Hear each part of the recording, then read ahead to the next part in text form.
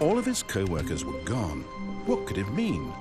Stanley decided to go to the meeting room. Perhaps he had simply missed a memo.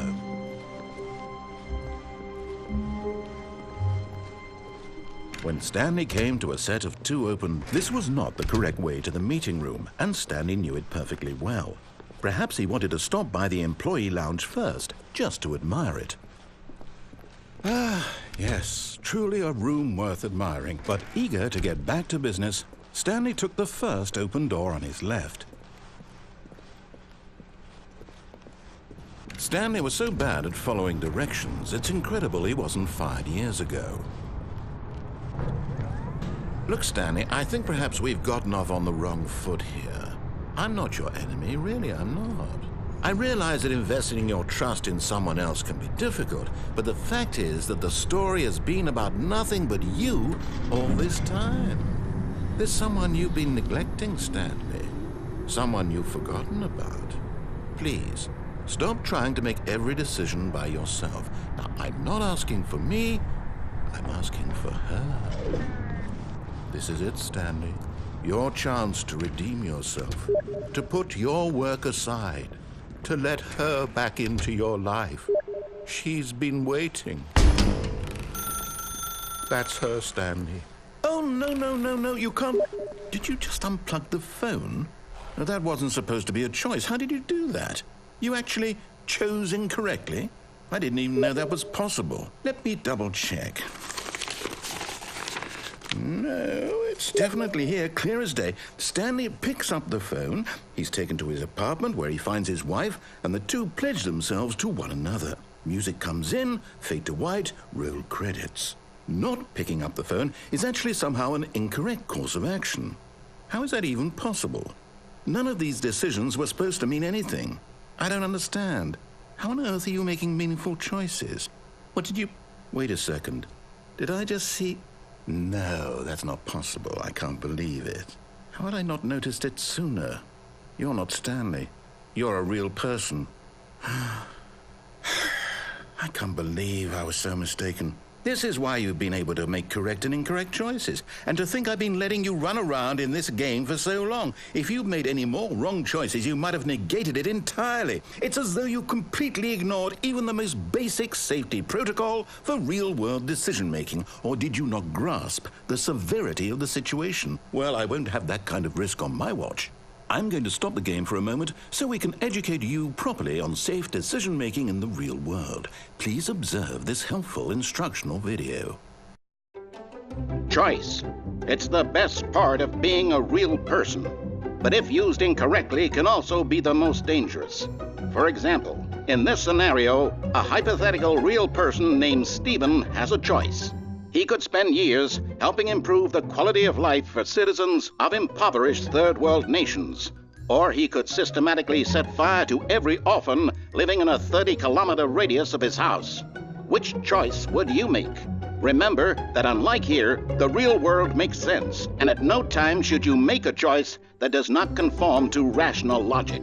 If you find yourself speaking with a person who does not make sense, in all likelihood, that person is not real. Allow the person to finish their thought, then provide an excuse why you cannot continue talking. Turn to a partner and practice saying, "My goodness, is it 4:30? I'm supposed to be having a back, sack, and crack."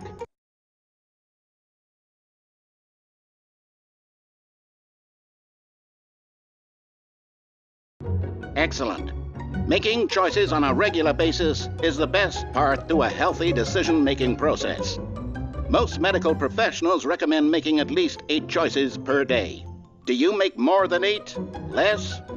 And finally, if you begin to wonder if your choices are actually meaningful and whether you'll ever make a significant contribution to the world, just remember that in the vast infiniteness of space, your thoughts and problems are materially insignificant, and the feeling should subside.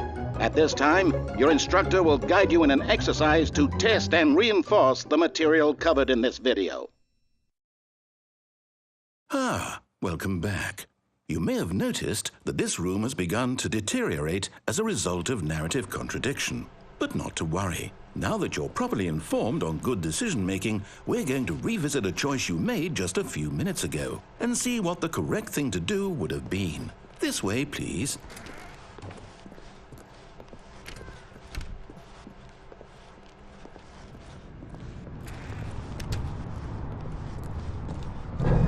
Now that we know your choices are meaningful, we can't have you jumping off the platform and dying.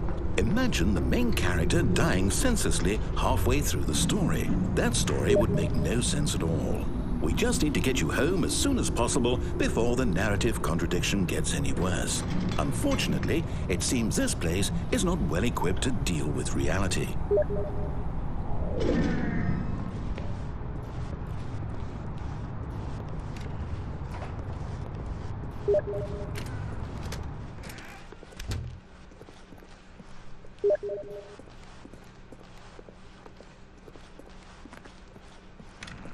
Almost there. You'll take the door on the left, back to the correct ending, the story will have resolution once again, and you'll be home free in the real world. Now remember, all you need to do is behave exactly as Stanley would. That means choosing responsibly and always putting the story first. I'm quite sure you'll be up to the task. Just follow my lead and you'll be fine. All right. When Stanley came to a set of 2 open doors, he entered the door on his left.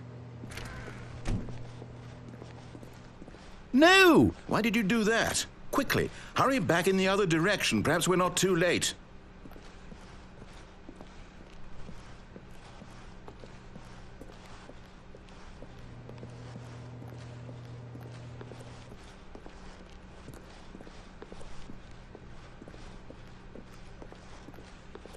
Oh, it's ruined. I can't believe, after everything we talked about, that my story, you've destroyed my work. Why? For what? What did you get out of that? What did you think was so special about seeing the game undone, left here like so much garbage? It's worthless now. And what am I supposed to do? Even if there were a way to continue, would it be worth it? To know that my story is now incorrect? How can I go back to that? I can't erase that knowledge. I'll have to live with it forever, reliving its impossibility forever. I couldn't live that way. Is it better to shut the game down entirely? To willingly destroy all of my work? I don't know. What's the answer? What do I do? What do I do? What do I... No, I have to. I have to shut the game down. I have to. I have to.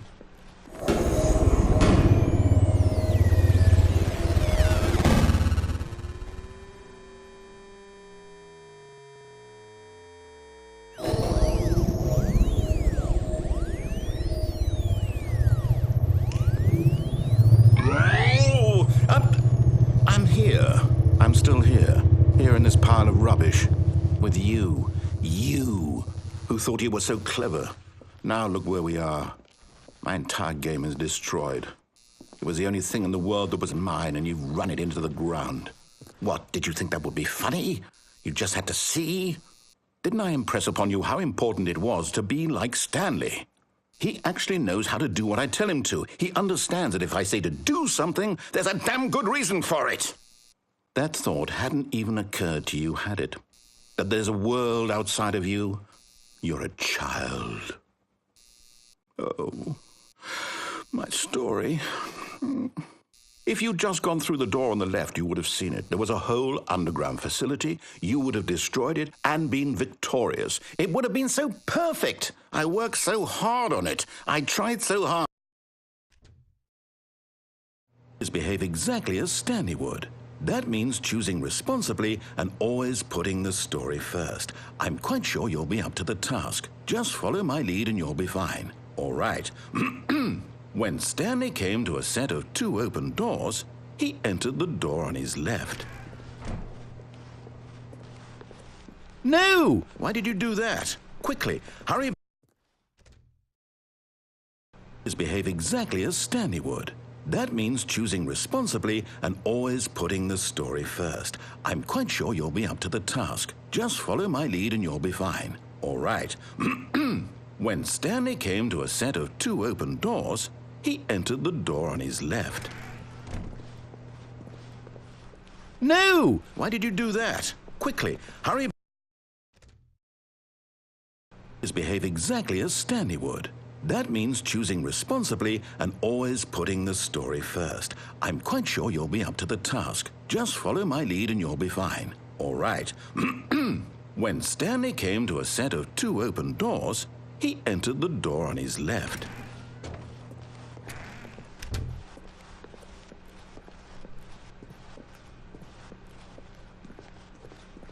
Yet there was not a single person here either. Feeling a wave of disbelief, Stanley decided to go up to his boss's office, hoping he might find an answer there. Coming to a staircase, Stanley walked upstairs to his boss's office.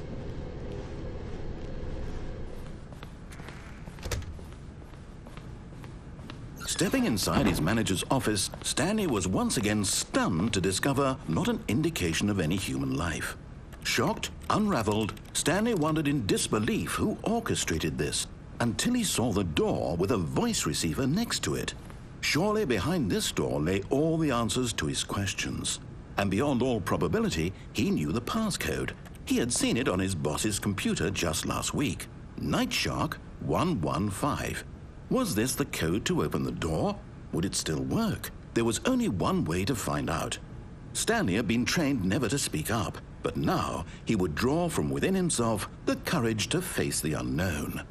He drew a sharp breath and then spoke the code.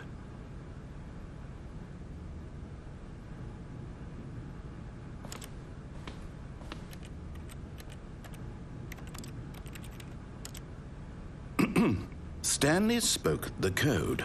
Night Shark 115. He spoke it into the receiver, right there on the wall.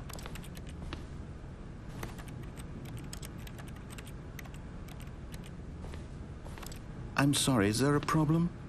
You didn't mishear me, did you? Please speak the code into the receiver. Otherwise, we can't get on with the story. This is a crucial step.